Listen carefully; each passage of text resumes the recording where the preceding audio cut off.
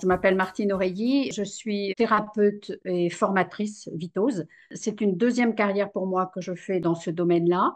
Et je peux même dire que le fil conducteur de ma vie, qui est clair aujourd'hui et mon passé et ce que je vis aujourd'hui et j'espère l'avenir, c'est prendre soin des autres, de moi-même déjà et des autres. Le docteur Vitose est un médecin généraliste qui est né en 1863 et qui est mort en 1925. Et ce médecin généraliste, installé à Lausanne, était spécialisé dans les maladies nerveuses. Il a fait une dépression lui-même, hein. Il a constaté, quand il utilisait l'hypnose, que en fait, les patients étaient passifs. Et lui, son souci, c'était de rendre les gens autonomes, c'est-à-dire apprendre aux personnes qu'il recevait à se guérir eux-mêmes en leur donnant les moyens de se guérir eux-mêmes, en retrouvant leur liberté, leur autonomie et leur libre arbitre, plutôt que d'être passifs, devenir acteurs de leur vie. En fait, c'est une psychothérapie, c'est un art de vivre et c'est aussi une pédagogie. En fait, c'est assez simple de pratiquer la méthode Vitose. Il s'est rendu compte justement que ces malades psychosomatisé, il est précurseur de la psychosomatisation. Hein, soma, c'est corps en grec, hein, c'est-à-dire que le corps avait des symptômes, mais que le symptôme, en fait, était en soi une alerte sur quelque chose de beaucoup plus profond. Et donc, il a mis au point cette méthode, déjà pour lui-même et pour ses patients, qui visait à restaurer le contrôle cérébral, ce qu'il a appelé le contrôle cérébral. C'est-à-dire qu'il s'est rendu compte que quand le cerveau fonctionnait à toute vitesse, il parle de vagabondage cérébral, eh bien, la personne pouvait s'inquiéter de ce qui s'était passé, avoir des remords, s'inquiéter de l'avenir, en oubliant totalement d'être dans l'instant présent. Et donc, il a instauré cette méthodologie qui passe par la réceptivité, hein, c'est-à-dire recevoir des informations de l'extérieur, d'abord par nos cinq sens, et puis par aussi toutes les sensations que l'on appelle somesthésiques, c'est-à-dire de notre corps, du fonctionnement de nos organes. Donc, nous avons toute une palette pour mettre un fort ralentissement à notre cerveau quand il va trop vite. Et c'est ce qui génère souvent des émotions, des inquiétudes, un mal-être, des réactions inattendues que nous ne souhaitons pas avoir. Et en réalité, quand on arrive à apaiser notre cerveau, un recul se fait. Il a mis ça en exergue, que le cerveau a deux fonctions, pas uniquement, mais essentielles dans cette thérapie, c'est-à-dire la fonction réceptivité, c'est-à-dire je reçois des informations, et la fonction émissivité, c'est-à-dire je pense plus clair, je pense mieux et je peux prendre des décisions plus efficaces pour moi-même et surtout en harmonie avec l'environnement et avec les autres et le monde. Ça va aussi loin que ça. Ça, c'est le postulat. Et donc, à partir de ça, c'est comment y arriver. Ça peut être juste un art de vivre et apprendre à mieux utiliser sa mémoire, mieux utiliser sa concentration, être plus relax aussi, enfin être moins stressé par des choses de ci, de là. Il est important d'apprendre à rester dans l'instant présent, qui nous donne une sensation un peu d'éternité. Le temps s'arrête, il n'y a plus de passé, il n'y a plus de futur. Il y a juste ce temps-là que l'on peut prendre quand on le souhaite. Donc, ça permet à la personne de reprendre le contrôle de ce qu'elle vit, de sa vie, et de découvrir une meilleure confiance en soi et une plus grande liberté. Le fait d'accueillir ce qui est, d'entrer dans la réalité de ce qui nous entoure et de ce que nous sommes, permet de s'accepter tel que l'on est, sans jugement. Ça, pour moi, ça a été vraiment une très grande découverte qui a vraiment écarté complètement le regard que je pouvais porter sur les autres, ou en tout cas, moi, le souci du regard de l'autre. Et ça, c'est très apaisant. C'est-à-dire, ça amène à mieux dormir, à mieux réagir avec les gens, à moins s'emporter, c'est-à-dire reconnaître aussi les émotions, d'où elles viennent par rapport à son histoire. Donc, on peut aller voir un petit peu plus loin, hein, se guérir de maux que l'on porte depuis l'enfance ou depuis des années, en tout cas. Dans nos symptômes, nous portons aussi des douleurs, des maux, MAUX, qui ne font pas partie de notre vie à nous, que nous portons de nos parents. Ça dépasse pas deux générations, mais quand même, moi j'ai accompagné des patients qui ont découvert des histoires dont ils n'avaient même pas idée, et c'est en questionnant leurs propres parents qu'ils se sont rendus compte qu'en fait, ce qu'ils sentaient eux et qu'ils vivaient n'était pas de leur propre histoire, mais c'était un poids qui leur avait été transmis par un inconscient familial, hein. Donc, nous portons tous un peu un petit fardeau qui ne nous appartient pas forcément. Et c'est très important de pouvoir s'en libérer. Notre corps a la mémoire de tout ce que nous avons vécu depuis le jour de notre conception, depuis l'instant de notre conception. Donc, il suffit de se mettre à l'écoute de son corps pour découvrir son histoire. Vous savez, les expressions populaires qui parlent du corps, il y en a, mais une panoplie énorme. J'en ai plein le dos, je vois rouge, j'ai le poil qui se hérisse, etc. Tout ça, ce sont des symptômes qui parlent de quelque chose de beaucoup plus profond. Et donc, à interroger, il y a ce que je sens dans une réceptivité, mais il y a ce que je ressens, c'est-à-dire quel impact ça a, qu'est-ce que ça réveille. Par exemple, pour moi-même, j'avais des cystites à répétition. J'ai fait une séance où j'avais une crise justement avec ma thérapeute et nous sommes allés interroger alors qu'est-ce que ça me faisait, pourquoi, bon, etc. Alors je m'étais habituée, hein. J'étais plutôt dans la résignation que dans l'acceptation d'ailleurs de ça. Et donc on a fait ce travail de réceptivité, qu'est-ce que je sens, qu'est-ce que je ressens, etc. Et puis faire appel à la mémoire du corps. Il m'est arrivé voilà, une vision d'un incendie. Ça a duré, je ne sais pas le temps, peut-être quelques secondes, hein, pas très longtemps. Et puis la séance s'est terminée là-dessus, mais j'étais très bouleversée parce que je me sentais happée dans cet incendie. Et je savais que maman m'avait souvent parlé d'incendie qui avait eu lieu sur le bassin d'Arcachon quand j'en savais rien. Le week-end suivant, j'ai pris la voiture pour aller lui parler. J'ai dit, mais maman, qu'est-ce que c'est cette histoire d'incendie dont tu nous as parlé souvent, etc. Et elle nous a dit, mais si, en 49, il y a eu de gros incendies et la ville de Bordeaux était noire de cendres. Et sur le bassin d'Arcachon, c'est une maison de vacances. On arrosait le toit, il n'y avait que des pompes, hein, il n'y avait pas l'eau encore au robinet, etc. On arrosait le toit pour pas que les flamèches viennent mettre le feu sur les toitures. Et maman, à ce moment-là, était enceinte de ma sœur aînée. En fait, elle était terrorisée, même voilà, 50 ans après, elle était terrorisée et ça la mettait vraiment, elle serrait les poings comme ça quand elle en parlait. Et en fait, j'ai pu faire le lien à cette histoire, c'est-à-dire que chaque fois qu'elle était enceinte, on est quatre filles très proches. Chaque fois qu'elle était enceinte, en fait, c'était cet instinct hein, de protection de la famille qui faisait que ça avait déclenché. D'ailleurs, toutes mes sœurs ont eu ces infections à répétition. Et en fait, on sait bien que c'est le cerveau archaïque hein, qui réagit, c'est-à-dire que l'urine, c'est le territoire, hein, c'est la peur de perdre de territoire. Ben, figurez-vous que quand j'ai eu décrypté tout ça, je n'ai plus jamais été malade. Il y a des personnes qui, comme ça, ont pu décrypter hein, des histoires enfouies. Comment est-ce qu'on peut y avoir accès autrement que par le corps qui, si on l'écoute, nous parle avec ses mots à lui, hein. C'est un bon petit soldat, mais si on l'étouffe, si on ne l'écoute pas, il va continuer à prendre le relais du psychisme quand il déborde.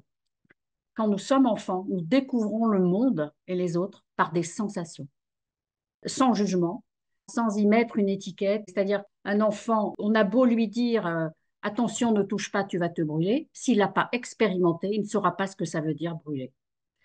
Tout va dans ce sens. C'est-à-dire, si un enfant a appris que quelque chose était doux, c'est parce qu'il a touché et qu'il a comparé avec quelque chose de plus rugueux. Bon, il ne jugeait pas, c'était bien, c'était mal. Un enfant, quand on est enfant, on ne juge pas, on est plein de confiance et on découvre le monde. Donc par nos cinq sens. On a entendu, on a vu, on a senti, on a goûté, on a touché.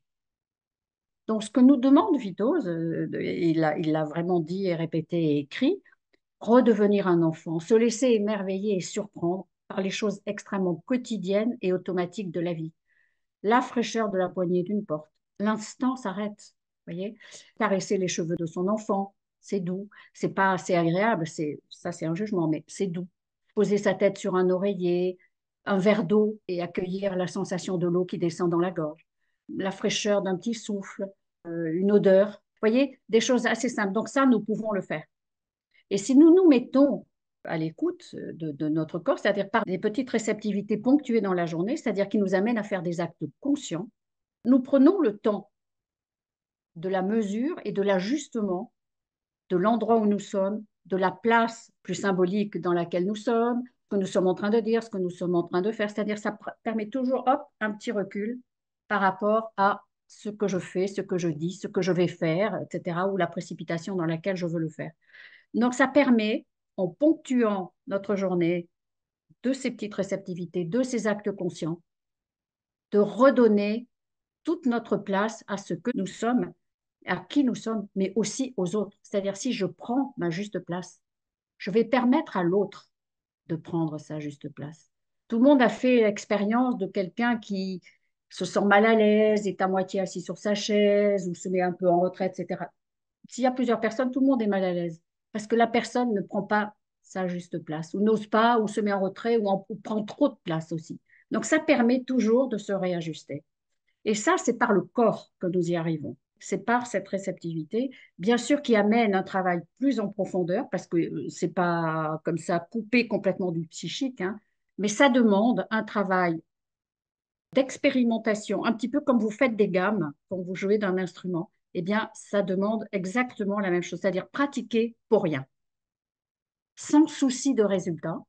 Et au fur et à mesure, quelque chose se réinstaure parce que nous savons le faire puisque nous l'avons vécu enfant.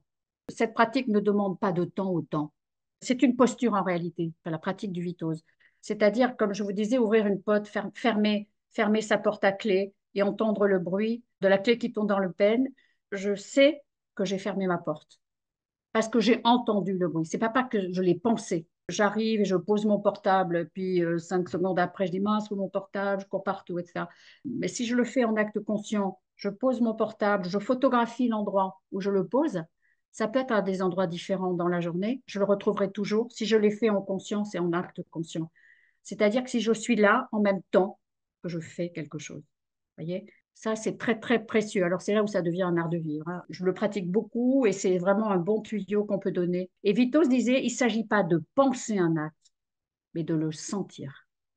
Et si vous le sentez, votre mémoire ne vous fera jamais défaut. Parce que la sensation stimule la mémoire et la nourrit également. Donc, c'est un moyen d'activer, de faire fonctionner sa mémoire et également, dans un confort de vie, de retrouver facilement ce qui peut nous échapper, ce qui peut être un risque d'oubli. Donc, première chose, pas de temps sur le temps. C'est-à-dire, vous faites dans ce que vous faites. Vous vous asseyez, vous vous appuyez sur le dossier et vous sentez le dossier entre deux. C'est un instant de pause. Pendant ce temps-là, le cerveau, lui, il ralentit. Il ne s'arrête jamais, le cerveau, hein. Il s'arrêtera que notre dernier souffle. Mais il ralentit. Et ça, c'est important. C'est-à-dire, c'est un peu l'image, vous voyez, d'une voiture. Vous êtes à 140 sur l'autoroute, vous voyez un panneau 130. Ben, qu'est-ce que vous faites? Vous ne garez pas sur le côté, vous levez le pied, c'est tout et vous ralentissez. C'est un peu ça, les techniques. C'est-à-dire quand ça va trop vite et que c'est générateur d'angoisse, de stress, ça permet de ralentir ce stress, de se préparer. Et on a une petite boîte à outils avec ces exercices qui nous permet dans l'instant de mieux gérer ce que nous avons à vivre et du coup d'être en meilleure relation avec les autres, évidemment, et notre environnement. Se reconnecter à soi me semble important. Et comment faire par exemple, nous commençons toujours dans une séance à demander à la personne de se poser pour faire un stop à ce qu'elle a vécu avant et ce qu'elle vivra après, hein, mais pour se rendre présente. Et pour se rendre présent à ce que je vais vivre dans la journée ou l'heure qui vient, c'est ce qu'on appelle en vitose une installation. Une installation, c'est que je peux faire debout, assise, allongée, n'importe. C'est-à-dire que j'accueille, sans jugement toujours, par la sensation, le siège sur lequel je suis installée. Sans penser c'est bien, c'est mal, je pourrais être mieux installée, etc. C'est juste qu'est-ce que je sens. Est-ce que c'est dur? Est-ce que c'est mou? Est-ce que j'ai un accoudoir sur lequel je peux poser mes mains et mes avant-bras? Le dossier, je m'y appuie ou je m'y appuie pas? Et puis, si je pose mes pieds sur le sol, qu'est-ce que je sens sous le sol? C'est dur, etc. Est-ce que ça me donne un sentiment de sécurité ou pas? Et puis, je peux porter mon attention sur ma respiration. Qu'est-ce qui se passe quand je respire? Je peux constater que quand j'inspire par le nez, l'air est plus frais que quand je le souffle. C'est tout simple. Ça, vous pouvez le vérifier. Vous pouvez vérifier si vous êtes en appui sur votre dossier, que quand vous remplissez vos poumons, pas l'appui du dos change. En tout cas, l'endroit de l'appui change. Sous vos aisselles, vous pouvez sentir la cage thoracique qui s'élargit. Au niveau de la ceinture, la même chose, voyez. Ça prend quelques petites secondes, mais vous êtes recalé, vous êtes recentré. Et donc, sentir son centrage, c'est-à-dire sa verticalité, permet de mieux se concentrer, d'être là, présent, avec ce que j'ai à vivre, hein. Et du coup, enlever tout ce qui peut être résignation, c'est entrer dans l'acceptation, c'est-à-dire consentir à ce que je fais, même si j'aime pas ce que je fais, mais consentir, c'est-à-dire je décide intérieurement d'accepter et de consentir à ce qui est. Et ça, c'est cadeau, cadeau, cadeau, cadeau, vous voyez? Donc, la personne sent en fait, c'est elle qui décide. Donc, elle se sent actrice, donc libre. Tout ce que nous faisons, tout ce que nous vivons dans notre journée n'est pas forcément agréable et on ne le veut pas forcément, hein. Il y a des tâches que nous aimons, il y a des tâches que nous aimons moins, mais consentir à ces tâches-là également, c'est un acte de volonté, de décider et sentir que la volonté, c'est une énergie en nous. Mais savons-nous ouvrir le robinet aussi de cette énergie? Vous voyez, la démarche se fait par paliers, hein, c'est un peu long, mais tout ça, tout le monde peut le faire. En fait, ça s'adresse à tout le monde. Vraiment. Pour un mieux-être, ça s'adresse à tout le monde. Et ça permet surtout, je le vis pour moi, de mieux se concentrer. C'est-à-dire d'être là, en même temps, attentif à ce que j'ai à vivre ou avec la personne avec qui je suis. Donner toute son attention. C'est pas la quantité qui compte de l'attention, c'est la qualité. Et ça passe aussi par cette réunification, ce recentrage à soi-même. Moi, je pense qu'il est important de s'occuper de soi. Alors, Vitose, c'est une thérapie, hein, il y en a d'autres, hein. Moi, je connais celle-là et je la trouve particulièrement intéressante parce que moi, ce qui m'a fait décider, c'est qu'elle ne prend pas de temps dans la pratique sur le temps. Ça, c'est une première chose. Le conseil, c'est s'occuper de soi pour être plus en harmonie avec les autres. Moi, ça me semble essentiel. Apprendre à décoder par cette présence à soi-même ce que je vis. Là, je sens que je suis en colère. Je la laisse exploser maintenant ou j'attends un petit peu tout à l'heure et je vais me repencher dessus parce qu'elle a quelque chose à me dire, cette colère. Donc, ça permet de mieux gérer. Vraiment, le conseil, c'est s'écouter sans faire du nombrilisme, hein, mais être à l'écoute de soi et de ce que nous sentons, de ce que nous ressentons, de ce que nous pensons, bien évidemment. Mm.